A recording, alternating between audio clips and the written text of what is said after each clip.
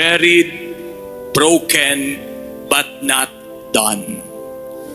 Noong nakaraang taon, bago mag-Easter Vigil, meron pong isang batang lalaki na sumama po sa kanyang lola sa simbahan. Tahimik lang po siya, hawak ang isang puting kandila habang inaawit ang Exalted sa dilim. Bigla niyang tinanong yung lola niya. Sabi niya, La, bakit kailangan po natin ng kandila sa dilim? Ngumiti yung matanda at marahang sumagot, kasi anak, oo po, kahit may dilim sa paligid, may ilaw pa rin tayong dala. At habang may sindi ang kandila, may pag-asa. Mga kapatid, marami sa atin ngayong gabi ang parang kandila na agnas, na uupos, muntik nang mamatay ang apoy. Dumaan sa matinding pagsubok, pagkawala ng trabaho, pagkamatay ng mahal sa buhay, sakit, pagkakahiwalay, o kasalanang paulit-ulit. Pero gaya ng batang iyon, dala natin ang tanong, bakit pa ako naglalakbay sa dilim?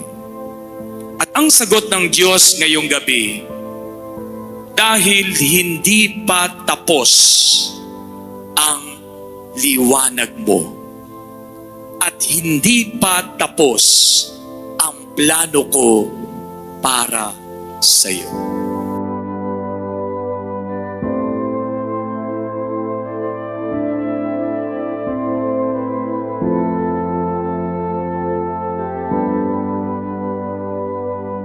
Sabi po ni Kate Bowler, isang cancer survivor at manunulat, your scars, ang iyong mga peklat, your scars don't make you less human.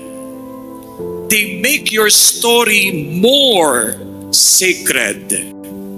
Hindi po kahiya-hiya ang pagiging broken, ang pagkakamali, ang mga sakit sa ating buhay.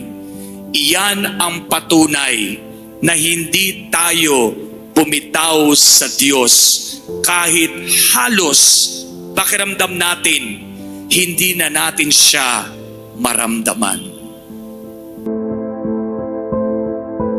Sa sulat po ni San Pablo sa mga taga-Roma, chapter 6, verses 3 to 11, binigyang diin na namatay tayo sa kasalanan at kasama ni Kristo tayo'y muling nabubuhay. Ibig sabihin, ang grasya ay hindi para sa mga malinis o nagmamalinis o matagumpay, kundi sa mga nauubos, sugatan at tila wala ng pag-asa.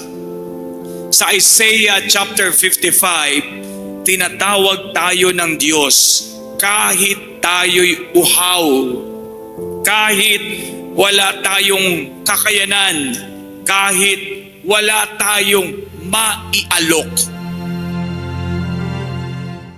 Ang Pasko ng muling pagkabuhay ay hindi lang tungkol sa muling pagkabuhay ni Jesus. Ito ay tungkol sa atin. Because resurrection is not a moment. It is a movement. Resurrection is not a moment. It is a movement.